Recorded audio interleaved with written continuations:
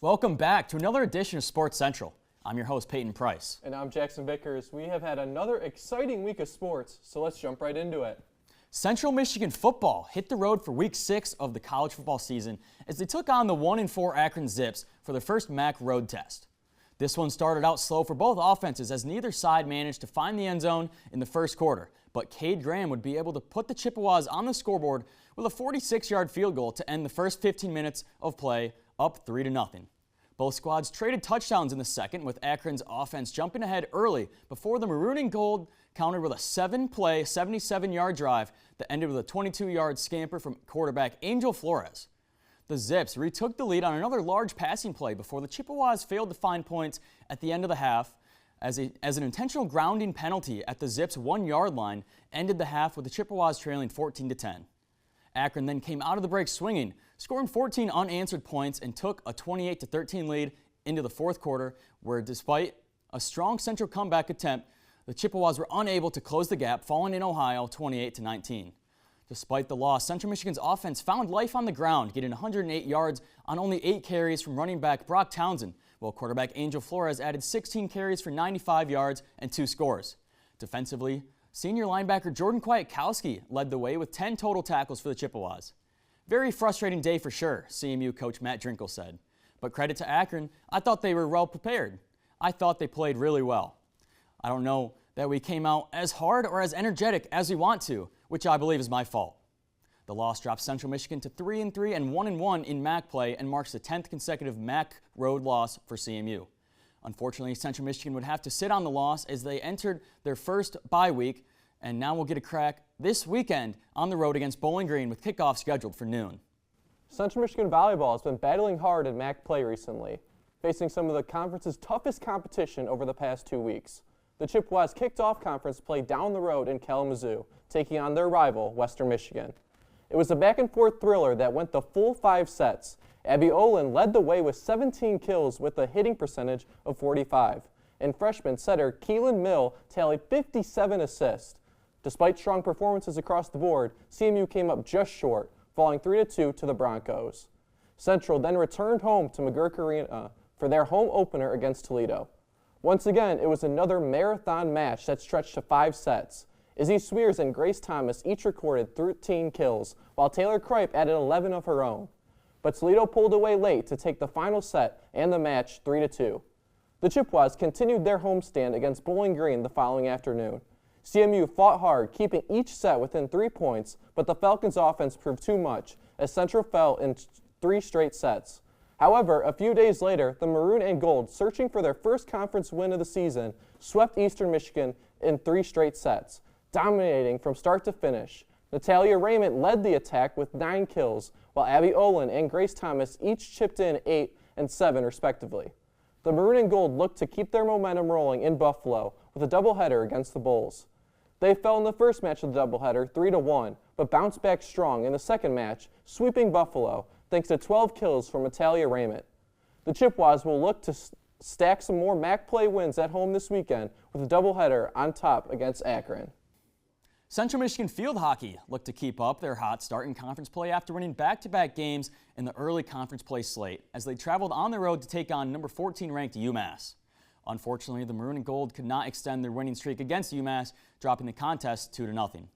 Keeper Ashley Cogger shined in the contest, tallying 11 saves on 13 shots, tying her season high. The Chippewas continued their East Coast road trip 2 days later in a non-conference matchup versus Merrimack. The Maroon and Gold did in fact bounce back, downing the Warriors 5-0. This shutout victory earned CMU their 7th win of the season, the most since 2014, and saw 4 different Chippewas get in the scoring column.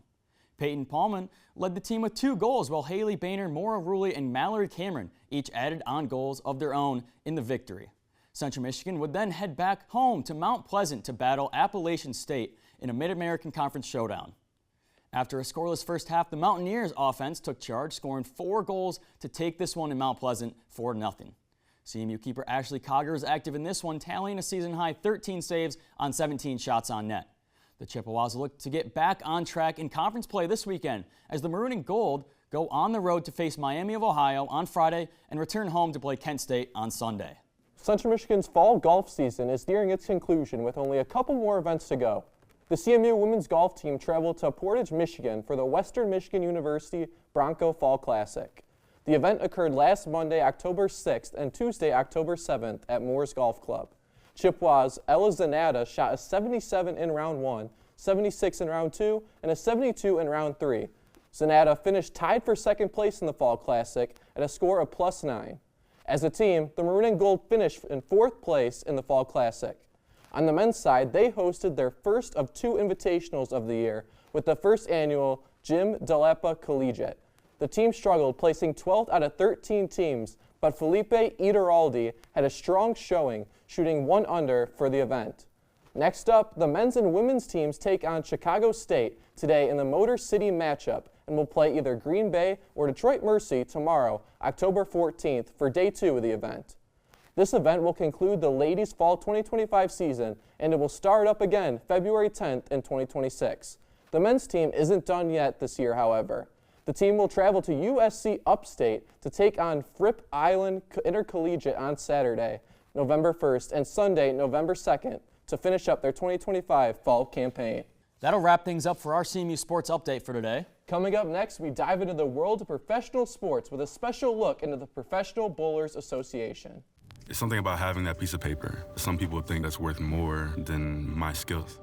I've run this place for 20 years, but I still need to prove that I'm more than what you see on paper. You just gotta be so good they can't ignore you. It's the way my mind works. I have a very mechanical brain. Analytics and empathy, that's how I've gained clients. I am more. I'm more than who I am on paper.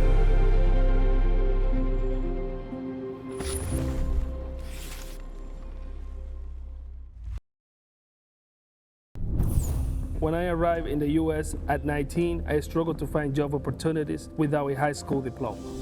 Everything I have, my education, my career, my marriage, I owe to the Adult Literacy Center and my teachers. Your achievement has set an example for so many students. Most importantly, your daughter. Education was the key that unlocked all my opportunities. When you graduate, they graduate. Visit finishyourdiploma.org to find free. Welcome back to Sports Central. The 6th week in the NFL has already seen tons of action, and there have been plenty of surprises across the board.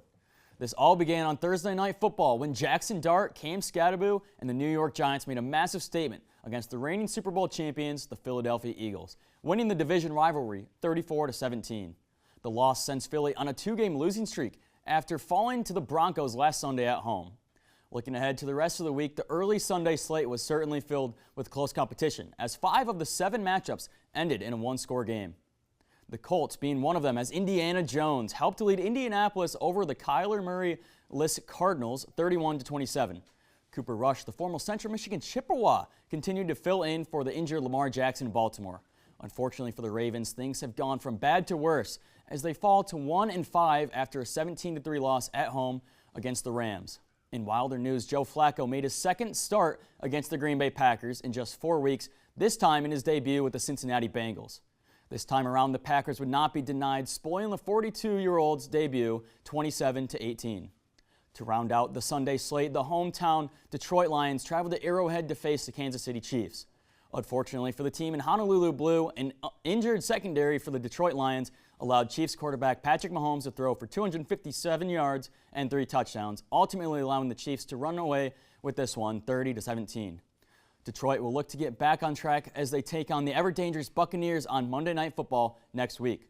Speaking of Monday night, tonight features a doubleheader with a fiery showdown between the Bills and Falcons and a rematch of the Hail Mary heard around the nation between the Bears and Commanders. Playoff baseball is here and is in full swing. The AL wildcard started with a matchup between the Detroit Tigers and Cleveland Guardians. The series would go all 3 games, and the Tigers, after blowing a 15.5-game division lead to the Guardians, would get the better of them, winning 6-3. On the other side of the American League, the Boston Red Sox and New York Yankees would take their fierce rivalry to the postseason, as this series also went a full 3 games. New York would win the series decider thanks to a stellar start from the rookie phenom Cam Schlittler's 8th-inning gem. In the National League, the Dodgers beat the Reds in 2 games, and the Cubs beat the Padres in 3 games. The ALDS and NLDS provided plenty of magic moments that are sure to be remembered for many years.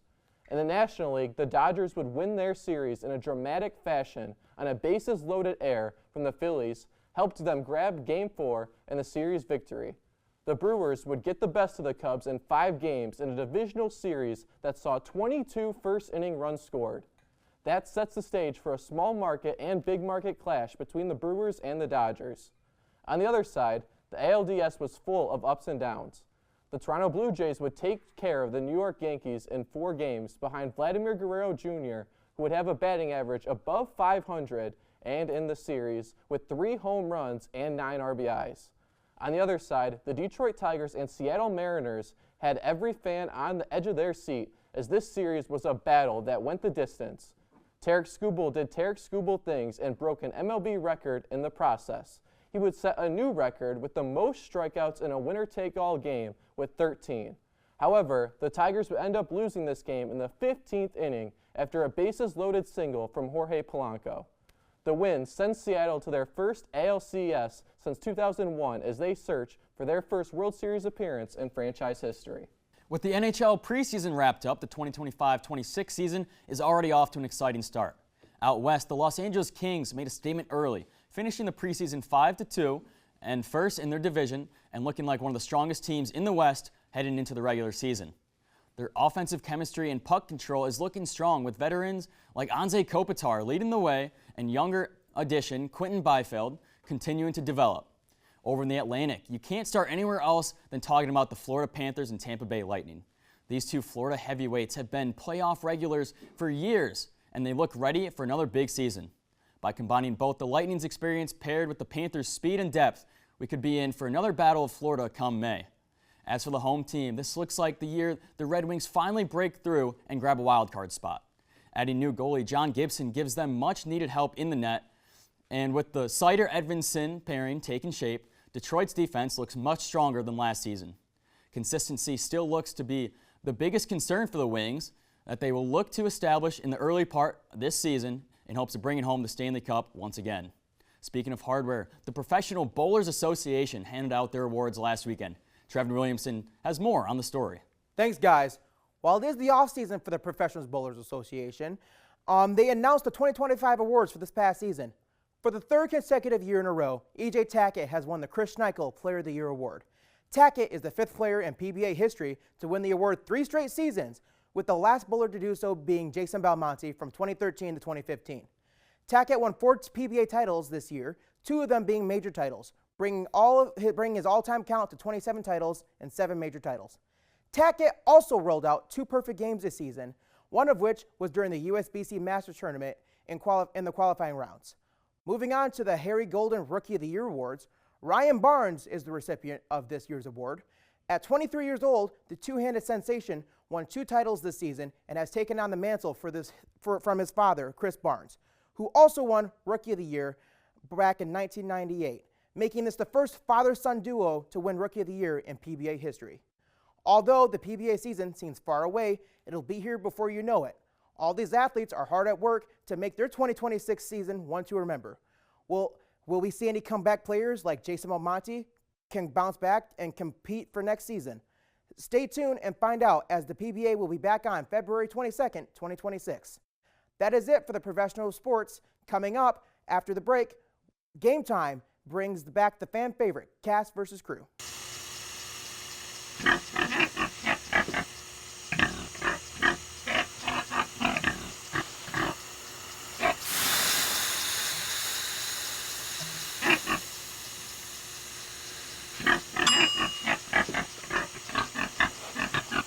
Cook foods to the right temperature using a food thermometer. 3,000 Americans will die from food poisoning this year. Keep your family safer. Check your steps at foodsafety.gov. I think someone at my friend's school has this thing called autism. My friend's brother's son has autism. My neighbor's son has autism. My son has autism. Autism is getting closer to home. Today, 1 in 68 children is diagnosed with autism. That's about a 30% increase in 2 years. Learn more at autismspeaks.org/signs. Don't look at me. Your hair's a bit frizzy today. Aww. You should pick that up. Oh, you're such a dork. Loser. Here, let me help you with that. Oops. Every day, kids witness bullying. Oh, look. Your crush is looking at you. Poor you. They want to help, but don't know how. See, no one here's gonna help you, because no one Teach your likes you. kids how to be more than a bystander. Visit stopbullying.gov. Welcome back to Sports Central. It's time for C Block. We're doing cast versus crew. So how this is going to work? We're going to get a point if we get it right based on the question asked by the crew, and we don't get a point if we get it wrong. So let's start off. Let's go to Chance. How's it going, gentlemen? I have a very important question for you all today. So, the Colorado Rockies have only been to one World Series. Who was the team they played, and who did they lose to? Trying to think back, Todd Helton had some good years with the Rockies, but I don't know if they made the World Series with Todd Helton. Yeah. This is going to take us back. Gotta think, gentlemen. Yeah. It's right there. I don't got baseball history in the locker, so. It's not an early 2000s. Can I get a hint of if we were born during this time period? You were born. This was 2007 when they played in that World Series. God, he just kind of gave you a Trying to think of Yeah. mid-2000s World 06, so that 06 would have been the Tigers. They lost to the Cardinals. Yep. It would have been the year after that. Who was hot around that time? Trying to think. Were the Sox? It's Or gotta did we got the leagues mixed up? Maybe the Yankees. I mean, the Yankees are just a reliable answer. Yeah, I feel like that's always, like, if we don't know Yeah. something, like, that could just be it. I feel like Yeah. that's not a bad answer. Do you want to go with that? Let's do it. All right, we're going to lock in the Yankees. You're taking the Yankees? That is incorrect. get It was so the confused. Boston Red Sox. I said that. Who swept the Rockies 0-4. Ouch. That's so tough. Ouch. That's All right. That's well, so tough. the cast is down 1-0. Now it's time for Ian. All right, guys. So we're talking the road of NASCAR here. There have been 3 7-time champions. There was Dale Earnhardt and Richard Petty. Who was the third? And if you need help, I got some drivers for you. All right, so first name that comes to mind is the old Jeff Gordon. I have, looking over here for NASCAR knowledge, you're not going to get a whole lot of Yeah. it, unfortunately. Yeah. So I don't hate Jeff. I any don't hate names we Jeff. can get out there is good with me. Tony Stewart. That's another name I could throw out there. Do I have any confidence in Do we want to get a hint? finalizing those? Honestly, No. I feel like I've just heard the name Jeff Stewart more. Okay, we can go with Jeff- Or that. Jeff Gordon. Jeff Gordon. Jeff that's what I Gordon. meant. I just have a That feeling wasn't a it's great going to be vote of one of the, confidence it's for going to him. be it's going to be one of the two, and we're going to choose the wrong one here. I have a feeling. So they were teammates at one point. It was Jimmy Johnson, Mr. 7-time. You know, I know him too, You heard the name. but I like couldn't tell you. I was under the impression that Jeff Gordon was that guy. I thought he was. I mean, if you make an appearance in Cars 2, I feel like you got to be that guy. It's got to be reliable. That's a good point. He was my guy growing up. You know, as much as I watched NASCAR, that was about it. Can't- Rough start for the boys. We are 0 for 2 now, down 2-0. It's time for Nick. What's up, gentlemen? NFL question here. What NFL player has the most record for most touchdowns in an NFL season? Any position? It's not quarterback, right? It's not quarterback. Is it like? Well, Jamal had some Williams high had the volume rushing years. touchdown record Yeah. at one point, but I don't think it would be him. I mean, it's not like Eric Dickerson. I mean, Emmitt Smith always pops Yeah. in your head as like someone who. I think Yeah. probably Emmitt Smith is the best guess. It could be. Because he has the passing. Yeah. Like he's the only one up there that has like reception. Yeah. upside. Yeah. So- I mean, I feel like it has to be a running back, Yeah, right? literally. It would have to be like a you running can't. back. Receiver, It they can't don't be. have that Yeah. same upside. Yeah. I have a hint if you gentlemen want one. I'll take the We're hint. down 2-0. Yeah, Let's we'll get take it. He played in the 2000s. That does. Most touchdowns in a season? I think it was AP 2012. Is that most? That's one of the most recent yeah. running back MVPs. Yeah. Mm-hmm. So that's honestly my best guess, unless there's any other big running backs that won. Like, I feel like they had to have an MVP It has season. like yeah. They set a I record. feel like it wasn't recent. Mm-mm. So like it Trying had to think be early like 2000s backs, like the Danian Tomlinson. Yeah. He wouldn't have got it, I don't think. this sucks. Too many hanging heads This on this sucks. desk, I know, man. it's Come I'm on. trying to Do think. we, all right, do we just shoot AP? I feel like that's the only shot that we have in the chamber here. So Adrian Peterson. Jackson, you actually mentioned the player. It was LaDainian Tomlinson. Oh! How old 2006, 31 touchdowns. 31. It's so unfortunate. You know, I knew he was a good We had back it in the narrow- 2000s, yeah. but I wouldn't have thought most. We got it pretty touchdowns narrow in a though. We're getting season. all these Yes. like well, not the NASCAR one, but we're getting NASCAR, these kind of NASCAR narrow. doesn't. Yeah. You got the I first mean, one down. we knew coming in. Yeah. The odds are against us. Yeah. It's not like we can just know everything in sport history. It's okay. Down 3-0. Let's go to Luke. All right, guys. Zach McKinstry this year was top 5 in triples in all of Major League Baseball. Speaking of triples, it's the MLB postseason, so I made sure it was postseason related. Who is the all-time leader for MLB playoff triples? Is it A, Jose Altuve, B, George Brett, C, Kenny Lofton, or D, Bernie Williams? I'm glad he gave us options there because that would have Thank been an insane God. question Off the top, to go. out of those right away, I would go Kenny Lofton. Would be the guy I would guess. Okay. I don't think the Royals would have made it enough for George Brett to have Yeah, the most and he triples. wasn't really a power hitter. You need a guy that And had not a that deep much run, speed, like guaranteed. Yeah. And Lofton, I mean, he was Yeah. super fast. Like that was what he was known for. I feel like this is the only time we've really had a hunch to start, so let's send it. Let's go with Kenny Lofton. Kenny Lofton is incorrect. It was George Brett who hit 5 in his career in the postseason. So time to retire. I wouldn't have thought that they would have been in the playoffs enough for that. I just. We had a hunch. Yeah. Just we not, sure just not did. the right hunch. No. Okay, so boys are down 4-0, but we're still alive. Let's go to Tony. Hey guys, so mine's pretty simple, all right. So hopefully you guys can get this one. Where did the legendary wide receiver Larry Fitzgerald play in college? 99% sure. Do you guys think you know it? Well, if you know it, go. I was gonna say Pitt. Pitt? That does sound right. Yeah. I'm pretty sure it's Pitt. Are you just saying that because you don't know? Or you're just, Absolutely. Yeah. Yeah. That's the Dutch classic You right got me there. I mean, if you're confident with it. I know it's a smaller school. I'm pretty sure I know it's that. Pitt. I just see like. Because that's why gold. he asked. Yeah. I mean, yeah, like he's not going to give us like an Alabama. Yeah, I think I saw a post about it the other Okay. day, so I'm fine with that. We'll go with Pitt. You guys are going with Pitt? And you are correct. Let's go. Let's go. take it, we'll take Comeback it, we'll starts take it, right we'll here. take it, we'll take All right, we're down 4-1. It's time for Cooper. All right, guys. So I have a question about one of our crew members, Mason Crane. Now, what would be Mason's least favorite team? Is it A, the Vikings, B, the Savannah Bananas, C, the Bears, or D, the Lions? He's a Packers fan. He's a Packers fan. Well, I mean, I guess we could have the deducted whole that when he NFC named North. it. I mean, who do the But he Packers fans really- hate the most? I think it's the Vikings. Well, why They would could go any is direction. I feel like the Savannah Bears in beef there, runs though? deeper, though. But I have heard him complain a lot about the Savannah really Bananas. I think that's. And like, I feel like But he it's was got to trying- be in there to just throw us off. This is also like, But he asked me before the show, though, if I knew his favorite NFL team, so I feel like that was also maybe to throw me off. true. And- But let's also think about this. This is not a set in stone statistic. This is true. So Yeah. he It could is literally completely say, oh, subjective. actually it was this when we answer. I trust his friends to hold him accountable. We got to trust Cooper here. I trust him. But then where are we going with it? I don't think it could be the Bears. The Packers have owned the Bears for way too That's long true. Yeah. for it to be the Bears. Same deal with the Lions. Exactly. But I feel like he knows too many Lions fans for him to be like, That's and true. he's like from Michigan. Yeah. This sucks. The fact that Savannah Bananas is in there is throwing me off. It has to just be in there to throw us off. But again, this is an opinion thing.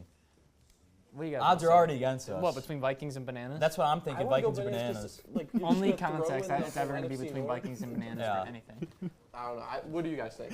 I'm thinking Vikings. I feel like he's been to the Bananas before, so I'm Okay, going to say so like- Vikings. I know him and Luke Shaft have been to a Savannah Bananas Okay. game. I like Vikings. Or at least one of the Vikings? banana ball games. We're locking it in. Vikings. Vikings. You're on as the Savannah Bananas. This is And you gave him your money? Didn't you go to a game? Why'd you give him your money? Mistake.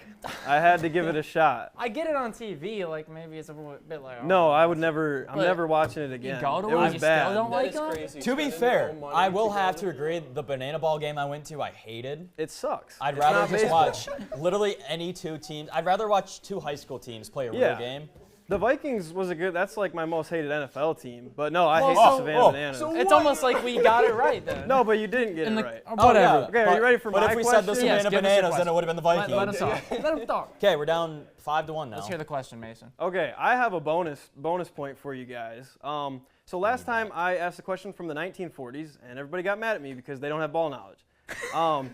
So I picked a newer question. 1966, who won March Madness, the NCAA basketball tournament for the men's? For the men's. The bonus point is if you can get who they beat.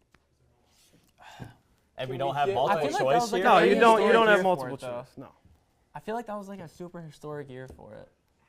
Can we hear the year again? 1966. I mean, like All right, let's just go backwards. You gotta go to the Blue Bloods first. I don't. Honestly, this is kind of like a UCLA. crazy poll, but I think it was like one of the first years that like a fully like African American team was fielded, so I think that's why it was significant. And it was like Oklahoma or something, like one of those schools down there. I know that. I don't even know if this is the right year. That's just me like spitballing my best guess. I mean, is our best bet to go with one of the powerhouse teams? I mean, like UCLA pops in my head just as like. Well, you get 2 guesses, and one of them had to have lost. So. All right. Well, one of them I want to say UCLA. Okay. It's always safe. Yeah. And you can't just be like Duke or Kentucky or North Carolina. That's too easy. Or is it? I don't know. Let me just take myself back to the golden years of my life, 1966. I feel like it was something Texas. Watching ball all the like time. for the other one, the Texas, one that I was trying to think of. Do you want to just say? I mean, any guesses? Yeah, I mean, any hunch you have helps. Well, we get 2 guesses then, right?